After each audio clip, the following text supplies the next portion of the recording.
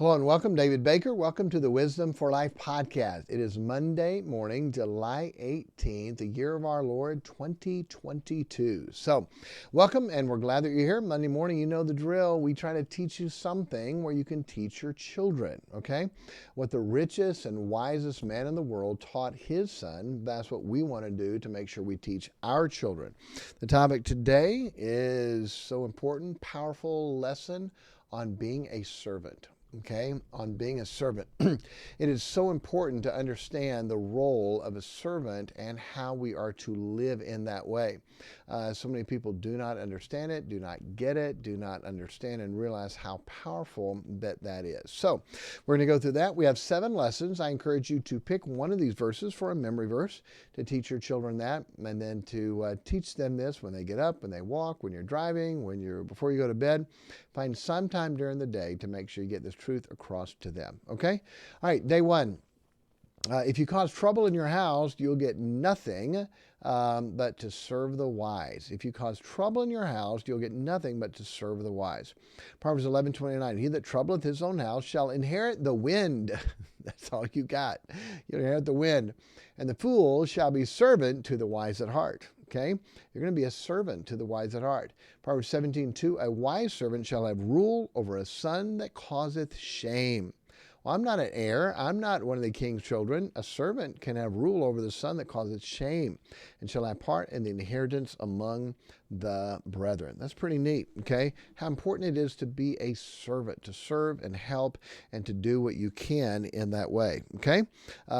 Big important. Don't cause trouble in your house, and that servant can get an inheritance if the son is causing trouble. All right, day 2. If people don't like you, but you're a boss or have a business with employees, that is better than someone that is proud and broke. Let me say that again. If people don't like you, but you're a boss or have a business with employees, that is better than someone that is proud and broke. Proverbs 12:9. He that is despised and hath a servant is better than he that honoreth himself and lacketh bread. Okay, you're proud. You're going to give honor to you, but you're broke. You don't have a dime. It's better to be despised than hath a servant, okay? To have someone that works for you, even if they don't like you, that's better than someone that's proud and lacks bread. All right, day 3. If you tell a boss what their worker did, he might curse you and tell you it's your fault, okay? Interesting principles, practical, real things. Proverbs 30:10. Accuse not a servant unto his master, lest he curse thee, and thou be found guilty. It's amazing how good deeds many times are judged. And so here we have that. Accuse not a servant to his master, lest he curse thee, and thou be found guilty. The loyalty is more for the servant than it is for you. Day 4. The authority loves a wise worker, but is mad at a fool. Proverbs 14:35. The king's favor is toward a wise servant, but his wrath is against him that causeth shame. Okay? The king's favor, he loves a wise worker. He loves a wise worker, but his wrath is against him that causeth shame. And so be a wise servant. Be a wise servant. Then day 5. If you're a fool, you will not enjoy life, and you will never be an employer. Okay? Proverbs 19:10. Delight is not seemly for a fool. Delight. You're not going to enjoy life if you're a fool.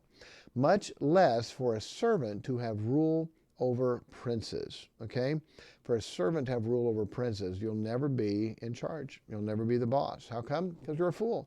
You're not going to enjoy life, and you're not going to be a boss anytime.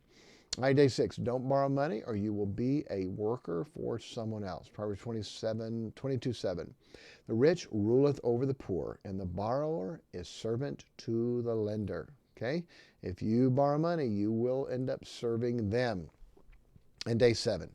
Have a vision for a servant to become a son by treating him with kindness and love. This is just a beautiful passage. Have a vision for a servant to become a son by treating him with kindness and love. Proverbs 29:18. Where there is no vision, the people perish, but he that keepeth the law, happy is he. A servant will not be corrected by words, for though he understand, he will not answer. Seest thou man hasty in his words? There's more hope of a fool than of him. He that delicately bringeth up his servant from a child shall have him become his son at the length. Okay? The point for that verse, he that delicately. David said, God, thy gentleness had made me great. To delicately bring up a servant from a child shall have him become his son at the length. To be delicate with people, okay? To grow them, to teach them. When you do that, they can become a son and they were a servant. They can have the close relationship when you love them and you treat them delicately, okay? The last little thing about a servant, this is not in Proverbs, but just all throughout the Bible. The greatest man, leader in the Bible, most people say would be, besides Jesus, of course, would be Moses. It's said about Moses dozens of times, Moses, my servant. Moses, my servant Moses, Moses, my servant, okay? Over and over and over and over, a couple dozen times, Moses, my servant. Why? Because the servants are the greatest. Jesus told his disciples that. The other men of the Bible that are called servants, listen to this list. Abraham, Solomon, Elisha, Elijah, Amos, Moses, Ezra, Nehemiah, Shadrach, Meshach, Abednego, Daniel, Paul, James, David, Simon, Peter, John, Job, Jude, Timothy, and Isaiah. God calls them his servants. Teach your children to serve. Teach your children to be a servant. Teach your children to help out other people. Teach them to have that servant's heart. Servants are the greatest. Most people want to be the boss. Most people want to be in charge. The best bosses are the ones who are still servants, who serve and help. What can I do for you? How can I serve you? How can I take care of you? What needs do you have? That's the best leader, is the one that is a servant to others. And that's the way we want to be, and that's the way we want our children to be. Okay? And so do that. Be that. Be a servant to your family and your children, and teach your children to do the same. God bless you, and have a great week.